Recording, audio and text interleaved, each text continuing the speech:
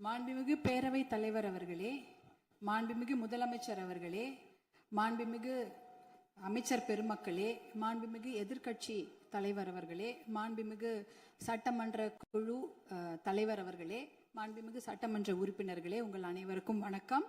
தமிழ்நாடு சட்டப்பேரவையில் மேதகு ஆளுநர் அவர்கள் ஆற்றிய உரைக்கு நன்றி தெரிவிக்கும் தீர்மானத்தின் மீதான விவாதத்தில் பங்கேற்று பேச வாய்ப்பு அளித்தமைக்கு எனது நன்றியை தெரிவித்துக் கொள்கின்றேன். மாண்புமிகு முதலமைச்சர் அவர்களுக்கு மனமார்ந்த பிறந்த நாள் வாழ்த்துக்களை கூறி எல்லா வளமும் பெற்று பல்லாண்டு வாழ பாட்டாளி மக்கள் கட்சி சார்பில் வரவேற்று வாழ்த்துக்களை தெரிவித்து மகிழ்கின்றோம்.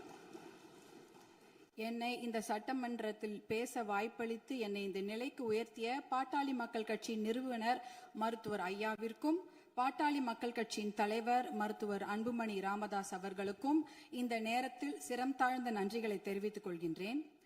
என்றுமே அயராது பாடுபட்டு களப்பணி ஆற்றிக் கொண்டிருக்கும் பாட்டாளி மக்கள் கட்சியின் அடிப்படை தொண்டர்களுக்கும் அனைத்து நிலை நிர்வாகிகளுக்கும் என் நெஞ்சார்ந்த நன்றிகள்.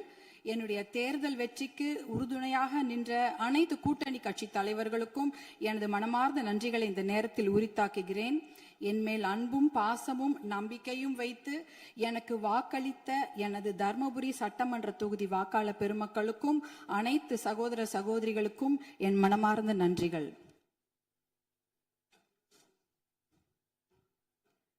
மாண்புமிகு பேரவைத் தலைவர் அவர்களே, ஒரு அறையை எதை கொண்டு வேண்டுமானாலும் நிரப்பலாம். ஒரு அறையில ஒரு பருத்தி மூட்டையை கொண்டு அடுக்கினாலும் அது நிரம்பிவிடும். இல்ல அதே அறையில ஒரு என்ன சொல்றது, ஒரு வைக்கோல் போரை வைத்தாலும் அது நிரம்பிவிடும். ஆனால் அந்த ஒரு அறையில ஒரு மெழுகுவத்தி ஏத்தி வச்சா, ஒரு விளக்கு ஏத்தி வச்சா அந்த விளக்குடைய ஒளி அந்த அறையே நிரப்பிவிடும். அப்படிப்பட்ட ஒரு நிகழ்ச்சியை தான் நான் மாண்புமிகு ஆளுநர் அவர்கள் உரையில நான் பார்த்தேன். ஏனென்றால் அந்த உரையில் ஒரே ஒரு வாக்கியம், சமூக நீதி கணக்கெடுப்பு நடத்தப்படும் என்ற அந்த ஒரு வாக்கியம் இந்த சட்டப்பேரவை மட்டும் ஒளிபர செய்யவில்லை, தமிழ்நாடு மக்களின் அனைத்து இல்லங்களிலும் அது பிரகாசத்தையும் வெளிச்சத்தையும் ஒளியையும் கொண்டு நிரப்பியது. ஏன்னா 100 ஆண்டுகளுக்கு பிறகு சமூக நீதி கணக்கெடுப்பு நடத்தப்படும் என்ற அந்த வாக்கியம் மிகப்பெரிய ஒரு வரலாற்று சிறப்பு மிக்க ஒரு வாக்கியம். அதற்காக மாண்புமிகு முதலமைச்சர் அவர்களுக்கும் மாண்புமிகு நம்முடைய தமிழக அரசுக்கும் எங்களுடைய பாட்டாளி மக்கள் கட்சி சார்பாக நன்றிகளையும் வரவேற்பையும் தெரிவித்துக் கொள்கிறோம். ரொம்ப அன்பாக மகிழ்ச்சியாக தெரிவித்துக் கொள்கின்றோம். ஏனென்றால் பாட்டாளி மக்கள் கட்சியின் கொள்கைகளே அதை ஒருங்கிணைக்கிற ஒரு மையப்புள்ளி அப்படின்னா அது சமூக நீதி தான். அந்த சமூக நீதியை நிலைநாட்ட இந்த சமூக நீதி கணக்கெடுப்பு நடத்தப்படுவதால் கண்டிப்பாக எல்லா இல்லங்களுக்கும் தமிழ்நாட்டின் மக்களுடைய அனைத்து நலத்திட்டங்களும் போய் சேரும் என்பதில் எந்த ஐயமும் இல்லை. அதற்காக எங்களுடைய மகிழ்ச்சியை தெரிவித்துக் கொள்கின்றோம். மாண்புமிகு மேதக ஆளுநர் அவர்களின் உரையில வேளாண் பெருமக்கள் அப்படின்ற வார்த்தையை சொல்லியிருந்தாங்க. வேளாண் பெருமக்கள் என்ற வார்த்தை எவ்வளவு அழகான வார்த்தை. ஆனால் பாட்டாளி மக்கள் கட்சியில நாங்க வேளாண் பெருமக்களை கடவுளா தான் நாங்க பார்ப்போம். அவர்கள் நமக்கு உணவளிக்கும் கடவுள்களாக தான் நாங்க அவங்கள பார்க்கிறோம். அதுல பாத்தீங்கன்னா சிறு குறு விவசாயிகளுக்கான கடன், விவசாய கூட்டுறவு கடனை தள்ளுபடி கொஞ்சம் செய்வதாக அறிவித்திருக்கிறார்கள். நீங்க வேளாண் குடிமக்களுடைய உழைப்பை நாம பார்க்க வேண்டும். வெயில்ல யாருமே வெளியில போக மாட்டாங்க. ஆனா வேளாண் குடிமக்கள் மட்டும்தான் வெயிலே வேலை செய்வாங்க. கடின உழைப்ப அந்த வெயில்ல தான் அவங்க கொடுப்பாங்க. அதே சமயம் மழை வெள்ள காலங்கள்லயும் அவங்க வேலை செஞ்சுட்டு இருப்பாங்க. மழை வெள்ளத்துல கொஞ்சம் அதிகமா தண்ணி தேங்கிட்டா கூட அந்த நிலத்துல இருக்கிற அந்த பயிர் எல்லாம் அப்படியே முழுகிடும். இப்பெல்லாம் போய் பயிர் முழுகிட்டா யாரும் போய் நேரடியா ஆய்வெல்லாம் செய்யறது இல்ல. ட்ரோன் அனுப்பி அந்த பயிர்ல அந்த தண்ணி நிலத்துல தேங்கி இருக்கான்னு கண்டுபிடிக்கிறாங்க. 2 நாள் கழிச்சு நீங்க ட்ரோன் அனுப்புனீங்கன்னா தண்ணியே இருக்காது, தண்ணி வடிஞ்சிரும். அப்ப அந்த ட்ரோன் என்ன சொல்லும்னா தண்ணி இல்ல, அங்க எந்த பாதிப்பும் இல்ல அப்படின்ற தகவலை கொடுக்கும். இப்படி எவ்வளவு பிரச்சனைகள். அதே அறுவடை செய்து விட்டார்கள் என்றால் பாத்தீங்கன்னா அந்த டைரக்ட் ப்ரொக்யூர்மெண்ட் சென்டர், அதாவது டிபிஆர்னு சொல்லுவாங்க, அந்த கொள்முதல் நிலையங்கள், நேரடி கொள்முதல் நிலையங்களுக்கு மூட்டை மூட்டையா அரிசி எடுத்துட்டு போவாங்க. ஆனா ஒரு கொள்முதல் நிலையங்கள்லயும் ஒரு நாளைக்கு இவ்வளவுதான் அரிசி எடுத்துக்க முடியும், இவ்வளவுதான் மூட்டை எடுத்துக்கொள்ள முடியும் என்ற அளவுகோல் இருக்கும். ஆனால் அந்த அளவுகோலுக்கு மேல ஆயிடுச்சுன்னா அந்த மூட்டையை வச்சுட்டு வெயிலையும் மழையிலையும் அங்கேயே இருக்கணும்.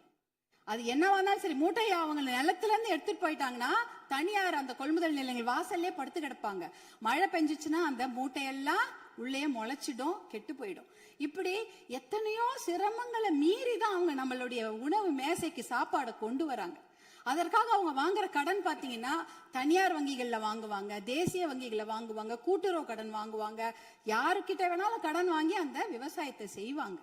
அப்படி இருக்கும்பொழுது அந்த வங்கி கடன்களை நாம தள்ளுபடி செய்ய வேண்டும். மகாராஷ்டிரால பாத்தீங்கன்னா எல்லா வங்கி கடன்களையும் தள்ளுபடி செய்திருக்கிறாங்க. நம்ம தமிழ்நாட்டுல நம்ம கூட்டுறவு கடன், அந்த கடன் வாங்கின கடனை முழுமையாக தள்ளுபடி செய்ய வேண்டும் என்பதுதான் எங்களுடைய வேண்டுகோள். அப்படி ஏன் தெரியுங்களா, தமிழ்நாட்டுடைய ஒரு 3 பேர்ல 2 பேர் விவசாயத்துக்கும் விவசாயத்தை சார்ந்த தொழில் செய்யறாங்க தமிழ்நாட்டுல. அப்படி இருக்கும் பொழுது வருஷத்துக்கு நீங்க 10,000 கோடி கடன் வாங்கினவங்க கூட சந்தோஷமா வெளிநாட்டுல வாழ்ந்துடுறாங்க கடனை கட்டாம.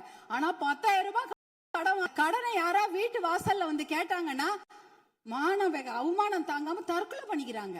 2021, 22, 23 கிட்டத்தட்ட 1968 விவசாயிகள் தமிழ்நாட்டுல தற்கொலை பண்ணி இருக்கிறாங்க. அப்படின்னா ஒரு நாளைக்கு 2 பேர், ஒரு நாளைக்கு 2 விவசாயிங்க தற்கொலை பண்ணிருக்கிறாங்கன்றத இந்த புள்ளி விவரம் சொல்லுது. அவங்களெல்லாம் நம்ம காப்பாத்தி ஆகணும். இப்ப சூப்பர் எல்னினோ வரப்போகுது. அந்த சூப்பர் எல்னினோனா கடுமையான வறட்சி, அதுக்கு நம்ம தயாரா இருக்கணும். இன்னும் எவ்வளவு கடன் வாங்குவாங்களோ அவங்க தெரியாது. நம்ம விவசாயிங்க எங்க இருக்காங்க தெரியுங்களா, 100 அடி ஆழத்தை பள்ளத்துல இருக்கிறாங்க. 100 அடி ஆழ பள்ளம் கடன் சுமையில. ஆனா நீங்க நம்மளுடைய தமிழக அரசாங்கம் இன்னைக்கு அவங்க 50 அடி ஆழ கயிறு தான் கொடுத்திருக்கீங்க. எப்படி வெளியில வருவாங்க? 50 அடி கயிறை அவன் 100 அடி ஆழம் பள்ளத்து இருக்கிறாங்க. அந்த விவசாயிங்க எப்படி வெளில வருவாங்க? முழுமையாக கடனை தள்ளுபடி செய்தா தானே அவங்க அந்த கடன் பிரச்சனை வெளியில வந்து அவங்க அடுத்த வேலையை பார்க்க முடியும். அதனால நீங்க உங்களுடைய அதிகாரிகள், மாண்புமிகு பேரவைத் தலைவர்கள், உங்கள் வாயிலாக முதலமைச்சரை நாங்க கேட்டுக்கொள்வதுதான். உங்களுடைய அதிகாரிகள் சொல்லுவாங்க, ஐயோ நிதி சுமை, கடன் சுமை, கூடுதல் செலவினம் அப்படிலாம் சொல்லுவாங்க. ஆனா அதையெல்லாம் நீங்க அதையெல்லாம் ஒரு புறம் ஒதுக்கி வைத்து விட்டு அவர்களுக்கு முழு கடன் தள்ளுபடி செய்யணும். ஏற்கனவே 2000 கோடியா 6000 கோடியா உயர்த்திட்டீங்க. இன்னும் ஒரு 18,000 கோடியா அந்த கடன் தள்ளுபடி, கூட்டுறவு கடன்களை மட்டும் தள்ளுபடி செய்யுங்க. ஏன்னா ஏற்கனவே அவங்க 1 வருஷத்துக்கு தான் தள்ளுபடி செய்திருக்கிறீங்க. அதற்கு முன்னால ஒரு 2 வருஷம் கடன் அவங்க வாங்கி வச்சிருக்கிறாங்க. அந்த கடனையும் முழுமையாக தள்ளுபடி செய்தீர்கள் என்றால் அவங்க கண்டிப்பாக எத்தனையோ கடுமையாக உழைக்க தயாராக இருக்கிறார்கள். அவங்களுக்கு அந்த ஒரு ரெஸ்பெக்டை நம்ம கொடுக்கணும், அவங்களுக்கு அந்த நிவாரணத்தை நாம் தர வேண்டும் என்று உங்களை எல்லாம் நாங்க அன்போடு கேட்டுக்கொள்கின்றேன். அடுத்ததாக பாத்தீங்கன்னா, தமிழ்நாட்டில் 2026ஆம் ஆண்டில் ஆட்சி மாற்றம் ஏற்படுவதற்கு காரணமாக இருந்தது பெண்கள் மற்றும் குழந்தைகளுக்கு எதிரான குற்றங்கள் கட்டுப்படுத்தப்படாமல் அதிகரித்ததுதான். ஆனால் ஆட்சி மாற்றம் ஏற்பட்ட பிறகும் அதே நிலை தொடர அனுமதிக்க கூடாது. பொறுத்தது போதும், நம்ம இனிமேல் பொங்கித்தான் எழ வேண்டும். ஏனென்றால் ஒரு பழமொழி சொல்வாங்க, அரசன் அன்று கொள்வான், தெய்வம் நின்று கொள்ளும் அப்படின்னு சொல்லுவாங்க. இன்னைக்கு நம்ம குழந்தைங்க மேல கைய வச்சவங்கள நம்ம சும்மா விடக்கூடாது. நம் பெண்கள் மேல் கை வைத்தவர்கள் சும்மா விடவே கூடாது. இதுக்கு மேல நம்ம பொறுமையா இருக்கிறதுல அர்த்தமே கிடையாது. துபாய், அரபு நாடுகள், இல்ல சிங்கப்பூர் போன்ற நாடுகள்லாம் இப்படிப்பட்ட கொடுமையான குற்றங்களை செய்தவர்களுக்கு உடனடியாக சட்டப்படி மரண தண்டனை கொடுக்கிறார்கள். அந்த மரண பயத்தையும் உயிர் பயத்தையும் அந்த தப்பு செய்தவங்களுக்கு நம்ம கொடுக்கணும். அப்படி இருந்தாதான் இந்த பெண்கள் குழந்தைகளை காப்பாற்ற முடியும். வேற வழியே கிடையாது. ஏன்னா அவங்க நினைச்சிட்டு இருக்கிறாங்க, இன்னும் ஒரு 5 வருஷம் பொறுமையா கேஸ் ஆடிக்கிட்டே போலாம், பொறுமையா வெளில வந்துடலாம், இந்த கோர்ட் இல்லைன்னா அந்த கோர்ட், அந்த கோர்ட் இல்லைன்னா அதுக்கு மேல கோர்ட்னு போய் அவர்கள் வெளியில வந்து விடுவார்கள் என்ற தைரியத்துலதான் இவ்வளவு பெரிய தவறுகளை செய்கிறார்கள். அவர்களுக்கு அந்த உயிர் பயத்தை, குழந்தைகள் மேல் கை வைத்தவர்களுக்கும் பெண்கள் மேல் கை வைத்தவர்களும் அந்த உயிர் பயத்தை கொடுத்தாதான் இனிமேல் அந்த தவறை செய்ய மாட்டாங்க. அதுக்காக இனிமேல் நாம பொறுத்தது போதும், பொங்கி எழ வேண்டும் என்று மறுபடியும் நான் உங்களை வேண்டி விரும்பி கேட்டுக்கொள்கின்றேன். அப்புறம் தருமபுரி மாவட்டத்திற்கு ஒரு என்னுடைய கோரிக்கைகள், தருமபுரி காவிரி உபரிநீர் திட்டத்தை உடனடியாக அறிவிக்க வேண்டும். தருமபுரி மாவட்டம் பார்த்து மிகவும் பின்தங்கிய மாவட்டம், ரொம்ப வறட்சியான மாவட்டம். அங்க நாங்க நிலையங்களோ கட்டிடங்கள்லாம் கேட்கல, குடிக்கிறதுக்கு தண்ணி கேட்கிறோம். ஒரு ஆளுக்கு ஒரு குடம் தண்ணி கூட கிடையாது. ஒரு ஆளுக்கு ஒரு குடம் தண்ணி கூட கிடையாது. தருமபுரி மாவட்டத்தில் 2 பெரிய ஆறு ஓடுது. காவிரி ஆறு ஓடுகிறது, தென்பெண்ணை ஆறு ஓடுகிறது. ஆனா அதுல இருந்து தண்ணி அவங்களால குடிக்க முடியாது. ஏன்னா அந்த தண்ணி அவங்க வீட்டுக்கு வராது, பார்க்க தான் முடியும். நேரம் பாப்பா அங்க ஆறு எதிர்க்க ஓடும், தண்ணி வீட்டுக்கு வராது. இப்படிதான் அதோட நிலைமை. அந்த தர்மபுரி காவிரி உபர்நீர் திட்டத்தை செயல்படுத்தினாங்கன்னா கண்டிப்பாக தண்ணி வந்து அவங்களுடைய ஏரி குளங்களை நிரம்பிவிடும், எத்தனையோ குடும்பங்கள் பிழைத்து விடும். அது ஒரு அந்த திட்டத்துக்கு நீங்க புளோரோசிஸ் கூட, புளோரைடு கூட தர்மபுரி மாவட்டத்தில் இருக்கு. எல்லாருடைய பல்லும் கருப்பு கருப்பா இருக்கும், மஞ்சள் கலரா இருக்கும் தர்மபுரி மாவட்டத்துல மக்கள். அது பாத்தீங்கன்னா அந்த புளோரோசிஸ் என்ற ஒரு தன்மை, அதெல்லாம் குறைக்கணும்னா நல்ல தண்ணியை கொடுங்க. தர்மபுரி காவிரி உபர்நீர் திட்டத்தை நீங்கள் செயல்படுத்துமாறு அன்போடு கேட்டுக்கொள்கின்றேன். அடுத்தது தர்மபுரியில சிப்காட் தொழிற்பேட்டை அனௌன்ஸ் பண்ணி 18 வருஷம் ஆச்சு. 2 முறை அதுக்கு திறப்பு விழா பண்ணியாச்சு. ஆனா கூடுதல் நிதி ஒதுக்கீடு செய்ய வேண்டும். அந்த இடத்துல 2 நிமிஷம் கூடுதல் நிதி ஒதுக்கீடு செய்து தர்மபுரி மாவட்டத்திற்கு வந்து அந்த சிப்காட்டை உயிர் கொடுக்கணும். ஏன்னா தர்மபுரி மாவட்டத்துல 3 லட்சம் இளைஞர்கள், 3 லட்சம் குடும்ப தலைவர்கள் புலம்பெயர்ந்து மற்ற ஊருக்கு போய் பழைச்சிட்டு இருக்கிறாங்க. அவங்க குடும்பத்தோட சேர்ந்து வாழறதுக்கு நீங்க வழிவகை செய்யணும். கூடுதல் நிதி ஒதுக்கீடு செய்து அந்த சிப்காட்டுக்கு உயிர் கொடுக்க வேண்டும் என்று கேட்டுக்கொள்கின்றேன். அடுத்தது பாத்தீங்கன்னா தர்மபுரி மொரப்பூர் ரயில்வே திட்டம். சென்னையில இருந்து எல்லாரும் அவங்க ஊர் தலைநகருக்கும் மாவட்ட தலைநகருக்கு ட்ரெயின்ல போலாம். ஆனா எங்க ஊருக்கு மட்டும் போகவே முடியாது ட்ரெயின்ல. தர்மபுரிக்கு சென்னைக்கும் ட்ரெயின் கனெக்ஷன் கிடையாது. அதுனா மொரப்பூர்ல ஒரு பெரிய பிட்டு வந்து உடஞ்சு போயிருக்குது. அதுக்காக பாட்டாளி மக்கள் கட்சி நாடாளுமன்ற உறுப்பினர்கள் 2004 இருந்து போராட்டம் பண்ணி 2019 அந்த திட்டத்துக்கு அனுமதி வாங்கி ஃபண்டும் வாங்கி கொடுத்துட்டாங்க. ஆனா நிலத்தை வாங்கி கொடுப்பதில் கொஞ்சம் நிறைய சிக்கல்கள் இருக்கு. 50% நிலம் மட்டும்தான் அதுக்கு ஒதுக்கீடு செய்திருக்கிறாங்க. அந்த திட்டத்தை விரைவாக செயல்படுத்த வேண்டும். அதற்கு நீங்கள் சிறப்பு கவனம் தமிழக அரசாங்கம் செய்ய வேண்டும் என்று உங்களை அன்போடு கேட்டுக்கொள்கின்றேன். வருமானம் இல்லைன்னு நம்ம சொல்லிட்டு இருக்கிறோம். ஆனால் நிறைய நல்ல திட்டங்கள் இருக்கிறது. அதாவது பாலிசி டிசிஷன்ஸ் பண்ணாலே அந்த வருமானம் தேவை கிடையாது. இப்ப இளைஞர்களுக்கு வேலை வாய்ப்பு 75% நீங்கள் உறுதி செய்து விட்டீர்கள் தனியார் துறையில அப்படின்னு சொன்னீங்கன்னா, தனியார் துறையா அவங்களுக்கு வேலையை கொடுப்பாங்க. தமிழ்நாட்டு இளைஞர்களுக்கு வேலை கொடுக்கப்படும். இப்ப வேலையில்லா திண்டாட்டம் அதுவே குறைஞ்சிடும். அதே போல மாவட்டங்கள் அதிகமாக இருக்கிறது தமிழ்நாட்டுல. அதாவது அதை வந்து நம்ம மாவட்டங்களை பிரித்தால் ஒரு கொஞ்சமாக நிதி சுமை தான், ஆனா மாவட்டம் மிகப்பெரிய வளர்ச்சியை பெற்றுவிடும்.